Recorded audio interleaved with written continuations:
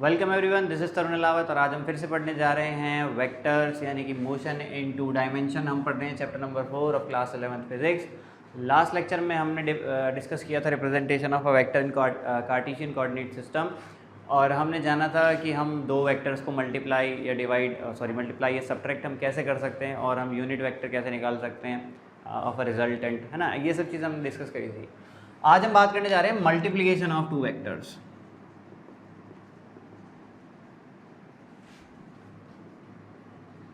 ठीक है, दो वेक्टर्स को हम क्या करना चाह रहे हैं, मल्टीप्लाई करना चाह रहे हैं। ठीक, तो वेक्टर्स के जो रूल्स हैं मल्टीप्लिकेशन के हमारे पास, अकॉर्डिंग टू दोज रूल्स, अगर मान लो दो वेक्टर है, this is one vector A and this is another vector B, ठीक है, और मुझे दोनों को मल्टीप्लाई करना है। ठीक, मेरे को दोनों वेक्टर्स को मल्टीप्लाई करना है। तो वेक्टर्स के जो रूल है मेरे पास, अकॉर्डिंग टू दोज रूल्स, ठीक, मैं क्या कर सकता हूँ, मैं कभी भी दो वेक्टर्स को मल्टीप्लाई नहीं कर सकता अनटिल एंड अनलेस उनके बीच में या तो एंगल 90 डिग्री हो या वो एक दूसरे के पैरेलल या एंटी पैरेलल हो। समझ में आई बात? यानी कि या तो वेक्टर्स इस कंडीशन में हो दो, परपेंडिकुलर टू ईच अदर, ठीक है, या फिर वेक्टर्स इस कंडीशन में हो कि दोनों ही क्या हैं, एक ही डायरेक्शन में हैं, पैरेलल टू ईच अदर, है ना। ये पैरेलल है लेकिन डायरेक्शन अपोजिट है, कि एक वेक्टर ऐसे है और दूसरा वेक्टर ऐसे, this is vector A and this is vector B, है ना। तो या तो उनकी डायरेक्शन सेम हो या डायरेक्शन अपोजिट हो, यानी कि पैरेलल हो दोनों वेक्टर्स, वरना वो दोनों परपेंडिकुलर हो। यही दो कंडीशन है वेक्टर्स को मल्टीप्लाई करने की। अगर इनके अलावा कोई भी एंगल दो वेक्टर्स के बीच में है तो मैं उन दोनों वेक्टर्स को मल्टीप्लाई नहीं कर सकता। मेरे पास जो रूल्स हैं, अकॉर्डिंग टू दोज रूल्स, मैं सिर्फ दो ही कंडीशन में वेक्टर्स को मल्टीप्लाई कर सकता हूँ। ठीक है, तो अब कैसे करें, इन दोनों वेक्टर्स को कैसे हम मल्टीप्लाई करें, इन दोनों के बीच में एंगल थीटा और मुझे दोनों का मल्टीप्लिकेशन चाहिए। ठीक है, इसके लिए हमने एक हमारे पास एक तरीका है जिसको बोलते हैं रिजोल्यूशन ऑफ वेक्टर्स। ठीक है, रिजोल्यूशन ऑफ वेक्टर्स में क्या होता है, मान लो for example this is a body, ठीक, और इस बॉडी पे एक फोर्स लग रही है इस डायरेक्शन में, फॉर एग्जांपल F = 10 न्यूटन की एक फोर्स लग रही है। अब जब इस बॉडी पे ये फोर्स लग रही है तो ये बॉडी आगे भी बढ़ेगी और ऊपर भी चलेगी, क्योंकि ये बॉडी ऐसे चलने वाली है ना, तो ये इस डायरेक्शन में भी बढ़ रही है और ये ऊपर की डायरेक्शन में भी जा रही है। तो मैं जानना चाह रहा हूँ कि कितनी फोर्स इसको सामने की तरफ खींच रही है और कितनी फोर्स से ऊपर जा रही है। तो मैं इस वेक्टर को रिजॉल्व कर सकता हूँ दो डायरेक्शन में, एक तो सामने वाली डायरेक्शन में और एक ऊपर वाली डायरेक्शन में। इसको ब्रेक कर लेता हूँ मैं दो पार्ट्स में इसमें। ठीक, अगर मेरे पास इस एंगल की इन्फॉर्मेशन है थीटा, फॉर एग्जांपल मेरे पास थीटा है 30, तो जो सामने वाला वेक्टर है थीटा के साथ वाला जो वेक्टर, उसको मैं लिख सकता हूँ F cos थीटा, ठीक, और इसके जस्ट 90 डिग्री जो वेक्टर होगा उसको मैं लिख सकता हूँ F sin थीटा। इसको कहते हैं हम रिजोल्यूशन ऑफ वेक्टर्स, यानी एक वेक्टर को मैं दो कंपोनेंट्स में ब्रेक कर सकता हूँ, one horizontal and one vertical component, ठीक है, और जो थीटा के साथ वाला कंपोनेंट है दैट इज cos, और जो उसके जस्ट 90 डिग्री कंपोनेंट है उसको मैं क्या बोल सकता हूँ, साइन। ठीक है, तो ये फोर्स कितनी हो जाएगी, ये फोर्स हो जाएगी 10 × cos 30, और cos 30 क्या होता है 1/2, तो ये हो जाएगी 5 न्यूटन। ठीक, और ये वाली फोर्स कितनी हो जाएगी 10 sin 30, ठीक, सॉरी cos 30 कितना होता है 10 × √3/2, है ना, और sin 30 कितना होता है 1/2, तो ये हो जाएगी 5 न्यूटन। तो इस तरीके से मैं दो वेक्टर्स को रिजॉल्व कर सकता हूँ। करेक्ट, वही काम अब मैं यहाँ करने वाला हूँ। मैं क्या करूँगा, ये जो दो वेक्टर्स हैं इनको रिजॉल्व करूँगा, इनमें से एक को रिजॉल्व कर लेता हूँ, बी को रिजॉल्व कर लेता हूँ, यानी बी के मैंने दो कंपोनेंट कर लिए, एक सामने ऊपर और एक यहाँ।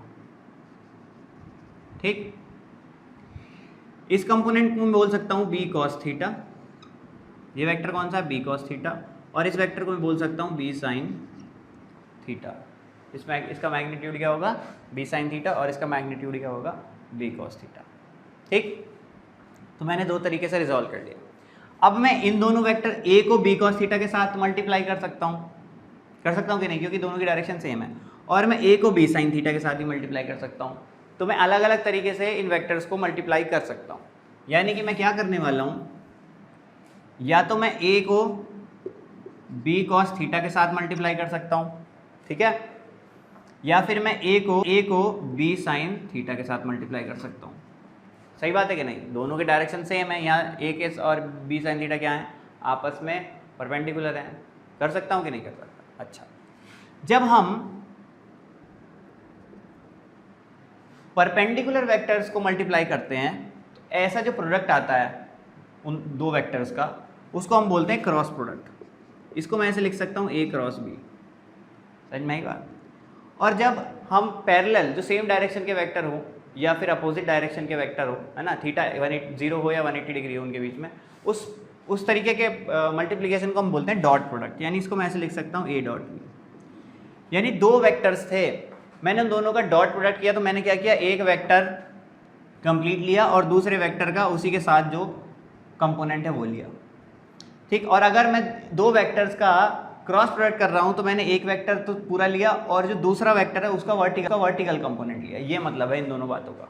समझ में आई बात? तो ए क्रॉस बी को लिख सकता हूं मैं ए बी कॉस थीटा, और ए डॉट बी जो प्रोडक्ट है उसको मैं लिख सकता हूं, उसकी वैल्यू क्या होती है, ए बी साइन थीटा। जहाँ पे what is A, vector A का magnitude, what is B, vector B का magnitude, theta is angle between these two vector. Similarly A का मैग्नीट्यूड, बी का magnitude and theta is angle between the two vectors. ठीक है, तो इसको बोलते हैं हम cross product of two vectors, और इसको बोलते हैं dot product of two vectors. ठीक, तो क्रॉस हो रहा है तो समझ जाओ परपेंडिकुलर वेक्टर्स के बीच में हो रहा है, डॉट हो रहा है तो समझ जाओ पैरेलल वेक्टर्स के बीच में हो रहा है। ठीक, आगे बढ़ते हैं। अच्छा,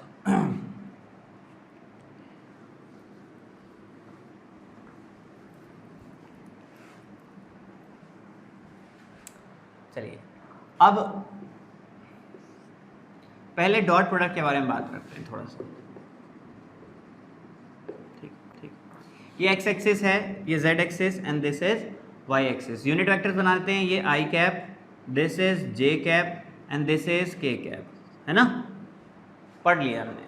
अब मैं क्या चाह रहा हूँ, आई और आई का डॉट प्रोडक्ट करो। दो वेक्टर्स हैं आई, मैंने एक आई वेक्टर और दूसरा भी आई वेक्टर, दोनों इस सेम ही डायरेक्शन में, दोनों का मेरे को डॉट प्रोडक्ट करना है। तो क्या होगा, I dot I.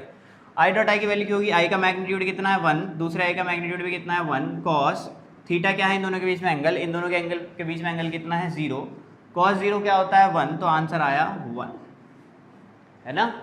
Similarly J dot J करोगे तो भी आंसर क्या आएगा 1, के डॉट के करोगे तो भी आंसर क्या आएगा 1, है ना। अच्छा, अब मैं करता हूँ I dot J. I dot J मैं क्या कर रहा हूँ, dot product of I vector and J vector. तो आई का मैग्नीट्यूड 1, जे का मैग्नीट्यूड 1, दोनों के बीच में एंगल क्या है 90, कॉस 90 इज 0, कॉस 90 क्या हुआ 0, तो आई डॉट जे 0 आया, तो जे डॉट के क्या आएगा 0, के डॉट आई क्या आएगा 0, है ना। यही तो होगा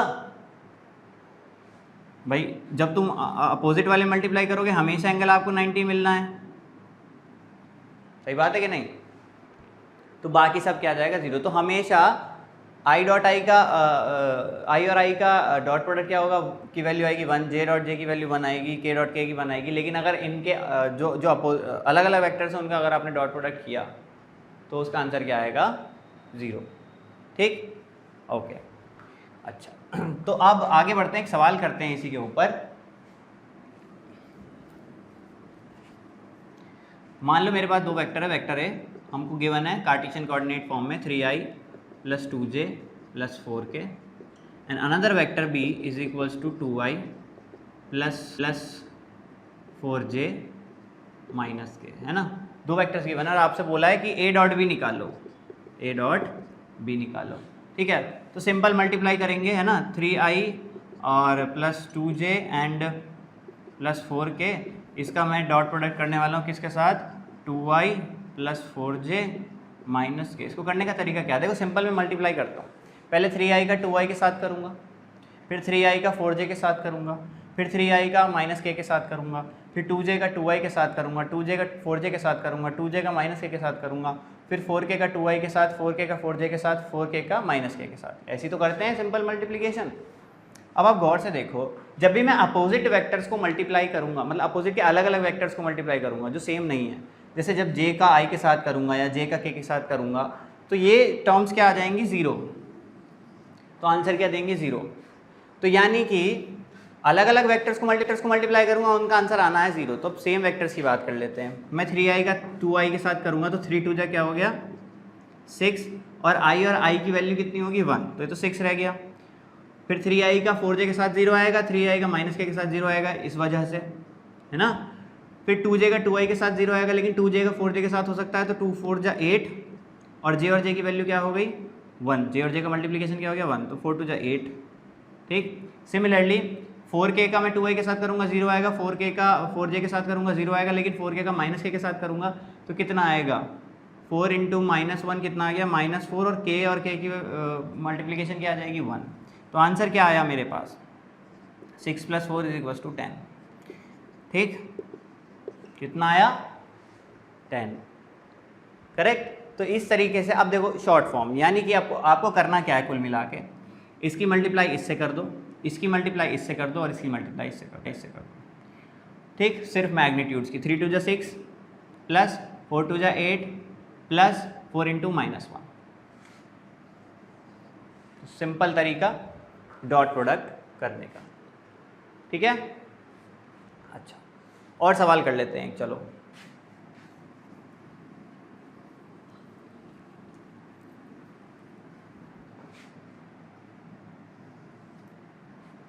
ठीक है भाई, चलो आपसे क्या बोला है, यही वैल्यूज है सारी, और आपसे बोला है फाइंड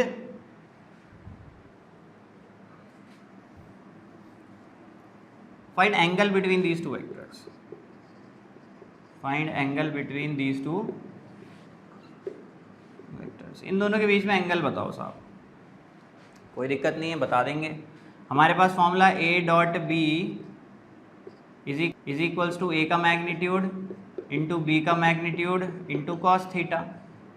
तो कॉस थीटा कितना आ जाएगा a dot B divided by a का मैग्नीट्यूड इंटू बी का मैग्नीट्यूड, यही तो आएगा।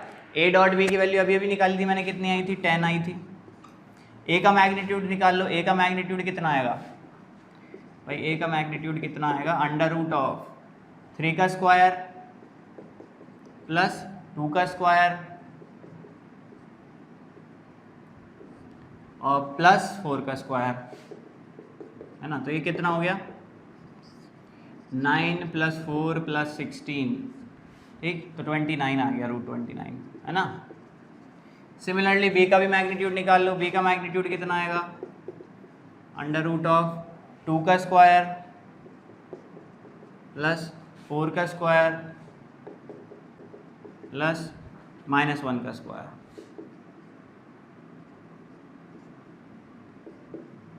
है ना। तो ये कितना आ गया सॉल्व करने पे, या 4 + 16 + 1, है ना, तो √21। ठीक, तो ये आ गया आपका √29 इंटू √21। तो थीटा कितना आ गया आपका, theta is cos inverse 10/√29 into 21, जो भी आए सॉल्व करके, है ना। तो इस तरीके से हम इन क्वेश्चंस को सॉल्व कर सकते हैं। अब बात करते हैं क्रॉस प्रोडक्ट के बारे में।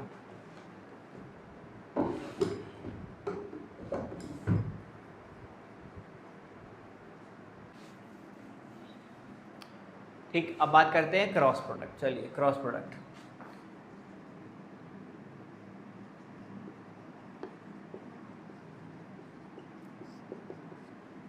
क्रॉस प्रोडक्ट करते हैं।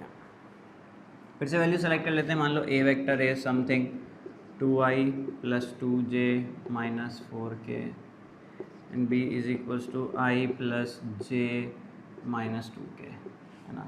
इस तरीके से आपको क्या निकालना है, a cross b find out करो। ठीक, यानी आपको क्रॉस प्रोडक्ट करना है। देखो क्रॉस प्रोडक्ट करने का हमारे पास एक अलग से तरीका है। जैसे 11th क्लास में हम मैट्रिक्स सॉल्व करते हैं मैथ्स में, तो हम क्या करेंगे, देखो मैं क्या करूँगा, देखो टेबल बनाऊँगा i j and k। ठीक, टेबल बनाई मैंने i j k की एक टेबल बनाई। i के नीचे क्या लिखूंगा, जो कोफिशिएंट्स आई के 2 और 1, ठीक, तो मैंने यहाँ लिख दिया 2 और यहाँ लिख दिया 1। फिर जे के नीचे क्या लिखूंगा, जो जे के कोफिशिएंट्स है 2 और 1, यहाँ भी 2 और 1 आ रहा है, ठीक है।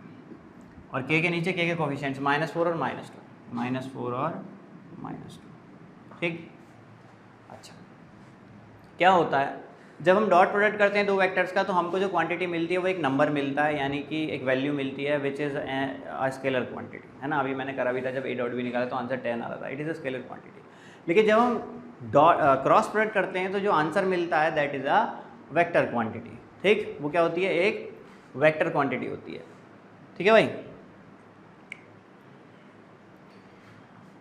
तो देखो हमें जो आंसर मिलना है, ए क्रॉस बी की जो वैल्यू मिलेगी वो इस फॉर्म में मिलती है, इज इक्वल्स टू, यहाँ पे कुछ नंबर आएगा माइनस करके, फिर कुछ नंबर आएगा आई कैप प्लस, यहाँ पे कुछ नंबर आएगा, बी से माइनस आएगा, फिर एक नंबर आएगा जे कैप, ठीक, और इसके बाद प्लस, यहाँ पे एक नंबर आएगा, फिर माइनस, फिर एक नंबर आएगा और उसके बाद के कैप, ठीक।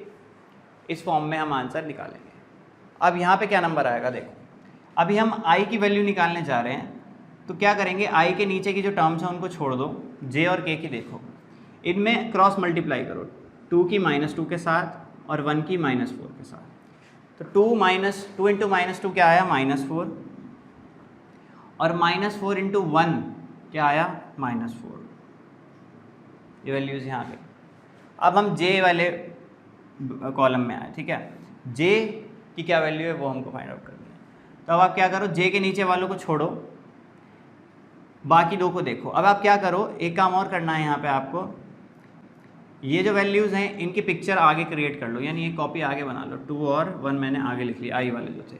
अब आप 4 की 1 से मल्टीप्लाई करो और -2 की 2 से, तो -4 इंटू 1 कितना आ गया, -4, और -2 इंटू 2 कितना आ गया, फिर से -4, ठीक है, ठीक। अब मैं k वाली वैल्यूज़ निकाल रहा हूँ, तो k की वैल्यूज़ छोड़ो, बाकी बची जो 4 वैल्यूज़ हैं उनमें आपस में मल्टीप्लाई कर रहा हूँ। 2 की मल्टीप्लाई कर ली 1 से, और 1 की मल्टीप्लाई कर ली 2 से, 2 1 जा 2, और ये हो जाएगा 2 1 जा 2, ठीक। तो आंसर क्या आया मेरा, a क्रॉस b की जो वैल्यू आई वो आई,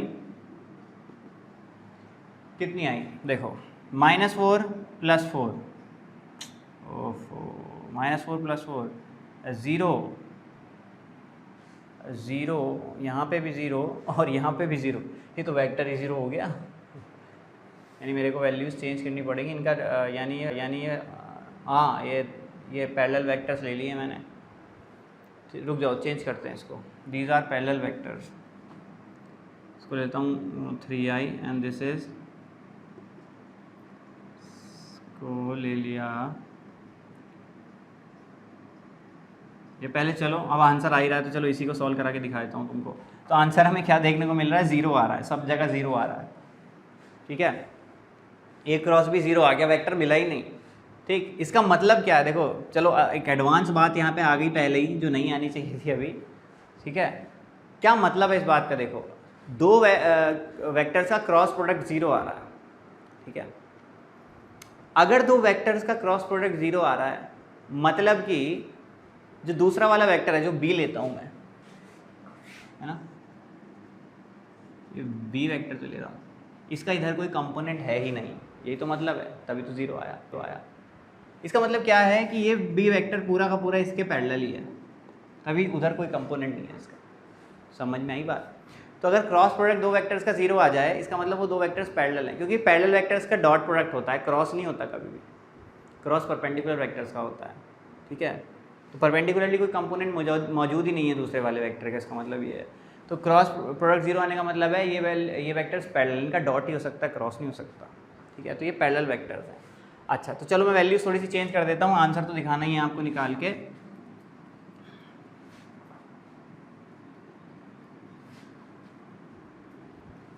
ना फिर से करते हैं, वैल्यूज चेंज करता हूँ, या ये मान लो नया क्वेश्चन है ना, वैल्यूज थोड़ी सी चेंज कर लेता हूँ, इसको 3 लिख देता हूँ, इसको 4 लिख देता हूँ, और इसको कर लेते हैं माइनस के, बस, है ना।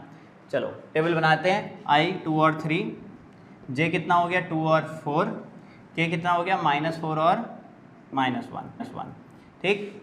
इस फॉर्म में हमने लिख लिया। आई जे और के की फॉर्म में।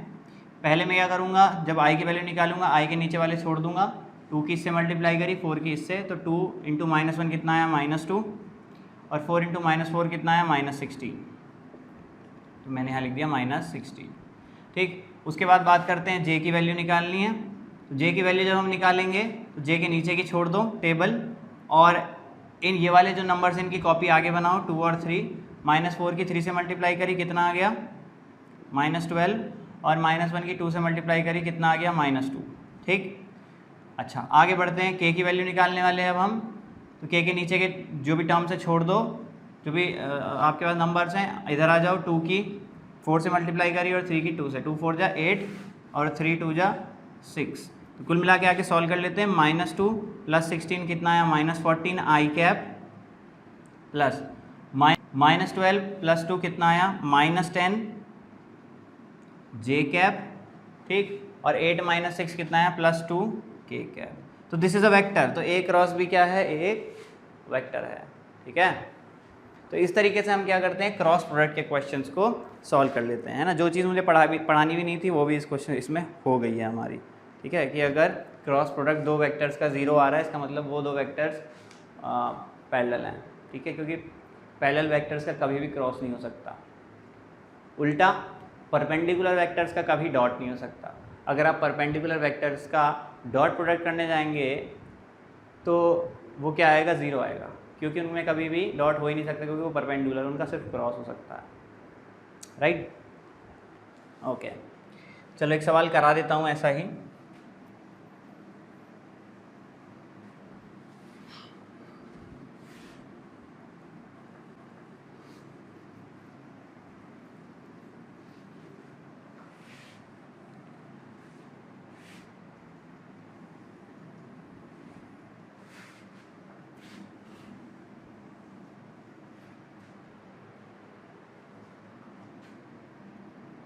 आपको एक वेक्टर दे रखा है a 2i + 4j - k, और अनदर वेक्टर दे रखा है आपको 2i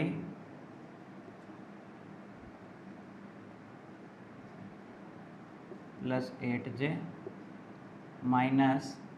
zk। दो वेक्टर दे रखे हैं। ठीक है, अब जो पूछा है find value of z if a and b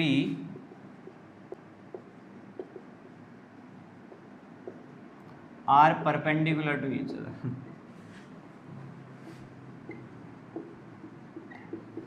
ए और बी वेक्टर्स परपेंडिकुलर हैं एक दूसरे के, और आपसे पूछा है z की वैल्यू निकाल के दिखाओ।